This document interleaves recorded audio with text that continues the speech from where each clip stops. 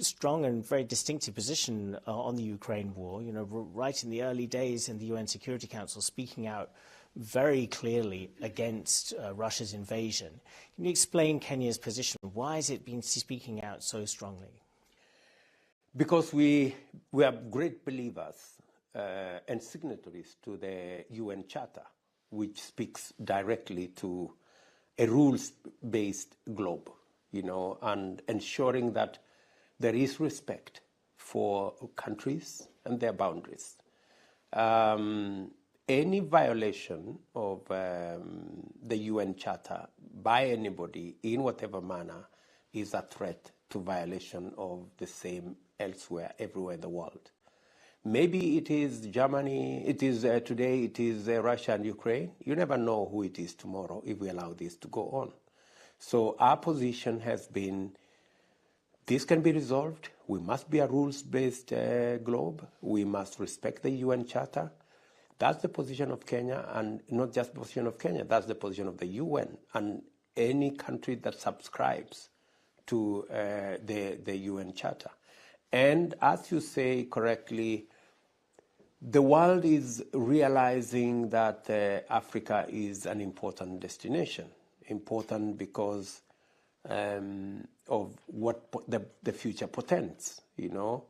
This is the continent that has 30% of the world's natural resources. This is the continent that has the largest resources around renewable energy. We are talking about 70% of the population in Africa is below the age of 30.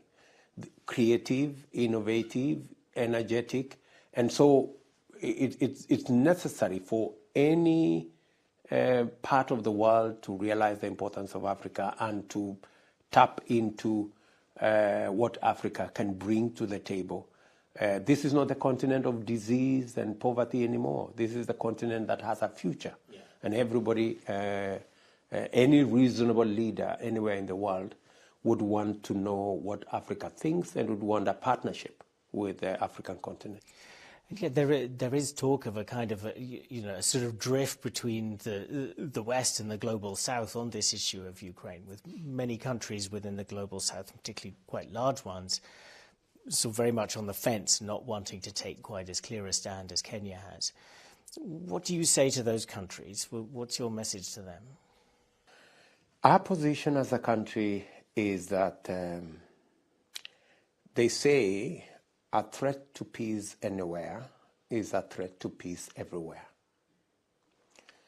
Our position is that this is not about the North versus the South. It's between what is right and what is wrong. There are those who genuinely believe this war should be sorted out, like us, because trying to apportion blame is not the way to go. There are those who are saying this war is as a result of sanctions. And to their credit, yes, the sanctions are having a devastating effect on commodity prices, grain prices, fertilizer prices. On the flip side, there are those who are saying this is as a result of the war.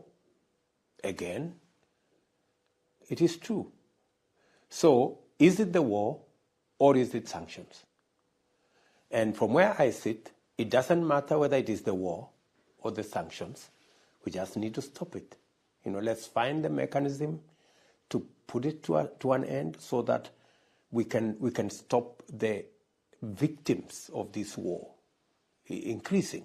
There are victims, real people who cannot access food, who have challenges, real countries like Kenya, who we've had challenges with accessing fertilizer. We have challenges with accessing grain. We've had to rethink about our agriculture. How do we do things differently so that we avoid dependency on the global supply chain of these commodities? And China has been sort of becoming more vocal on the war recently. It's come out with what it calls a position paper on peace. When you look at what they're saying and how close they are to Vladimir Putin, and we just saw Xi Jinping in Moscow, do you think that they are a kind of a credible player in trying to bring the war to an end? I think China should do more than it's currently doing, from where I sit, because I think China is not is a big player in the economic space. So I believe, from even a strategic point of view, China should be pushing for the end of this war, because we've all come from a devastating effect of the COVID pandemic, and beyond the borders of China, China has huge interests in many parts of the world, including Africa, where they have deployed resources, they have supported the building of infrastructure, they've deployed their capital, and I don't think this war is helping them in any way to recoup or recover from the investments they have made globally. So my expectation, we saw, I think last week, there was a meeting between the president of China and the president of Russia. We weren't told exactly what the discussion was, except for, them saying they will work together.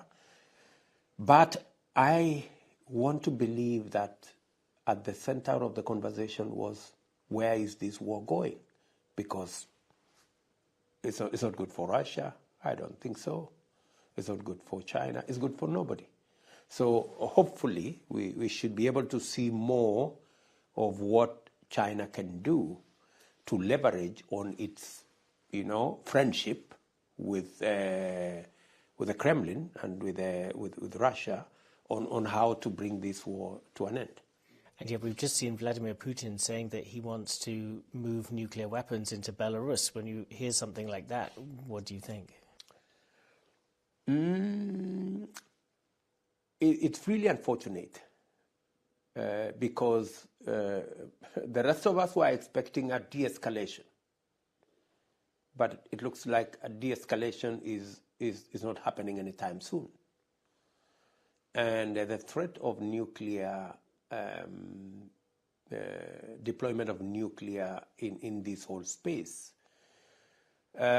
puts many lives, many people, and maybe the globe at risk, of a full-blown war that nobody knows who will be the next victim. And it speaks to the urgency of all players.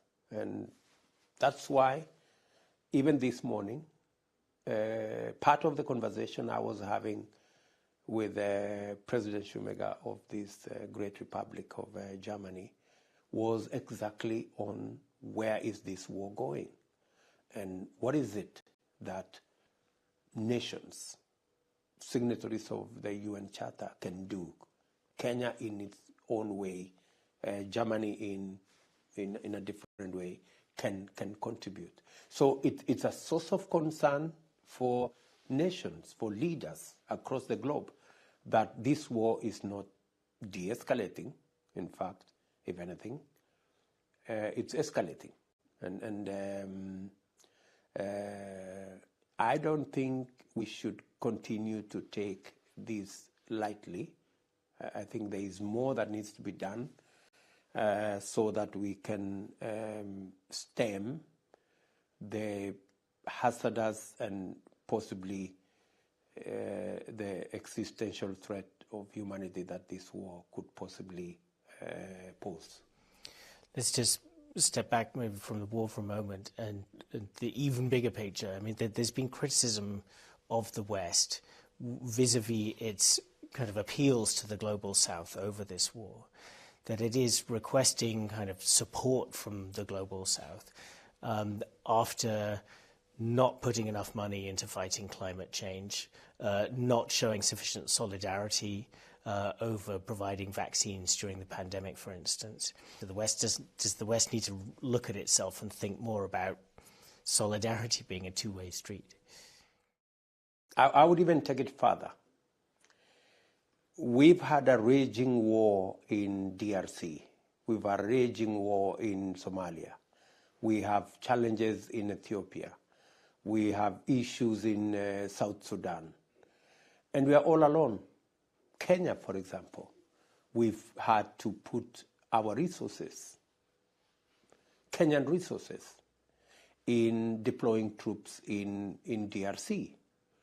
We are currently hosting discussions to support the peace process in Ethiopia. We are working round the clock to see what we can do supporting training of public officials, administration officials, teachers for Somalia, using our own public resources.